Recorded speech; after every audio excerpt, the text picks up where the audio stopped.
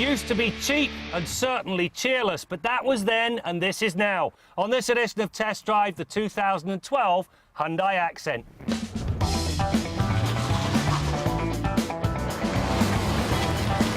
Many manufacturers in the midst of moving the entry-level car from the simplistic quadrant of the marketplace to an area that stresses style. The Accent is one of many to make the move. The shift is well timed. If gas prices keep rising, there will be shoppers looking to dump a mid-sized car and move downward to cut operating expenses. The problem with this strategy in the past was it meant giving up on some of life's little luxuries. Hyundai have done a very good job dressing up this new Accent. To begin with, much nicer materials, there's better comfort to the seats, and you also, if you go with the GLS model, get a ton of equipment. Everything from steering wheel mounted audio and cruise controls, half-decent radio, Bluetooth, and a power moonroof. It all comes together very nicely, and it's a marked step forward from the previous car. The Accent arrives with an all-new 1.6-litre four-cylinder engine that features direct injection. The advantage of direct injection is simple. It delivers more power and better fuel economy. In this case, the Accent's little 4 pushes 138 horsepower and 123 pound-feet of torque. Big numbers from a small engine. The fact the engine features an 11:1 compression ratio and the fact it does not object to revving to redline underscores its willing work ethic. If you go with the Accent with the automatic transmission, you get something called the active ecosystem.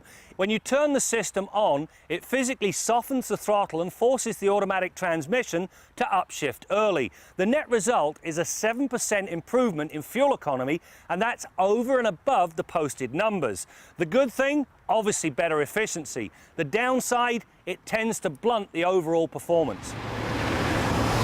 Other fuel economy measures include the use of low rolling resistance tyres and electrically assisted steering. Replacing the traditional hydraulic pump with an electric motor cuts fuel consumption by around 3%. When the Accent is equipped with a 6-speed manual box, it boasts a fuel economy of 6.7 litres per 100 kilometres in the city and a remarkable 4.9 litres per 100 kilometres when out prowling the highway. The broad selection of ratios certainly helps matters. The first 4 gears look after performance, the top 2 are overdrives.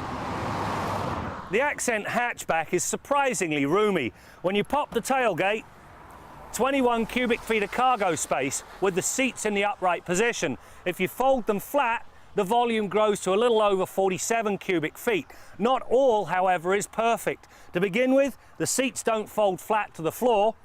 The opening is pinched in the middle, and this wiper, a very much needed item, but there's no intermittent mode.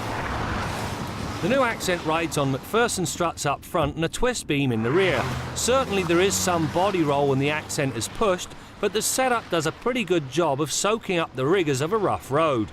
The downside is that electric steering, even the sport-tuned version found on the GLS tested here, feels overly boosted for far too much of the time. Likewise, those low rolling resistance tyres tend to slip into understeer with very little provocation.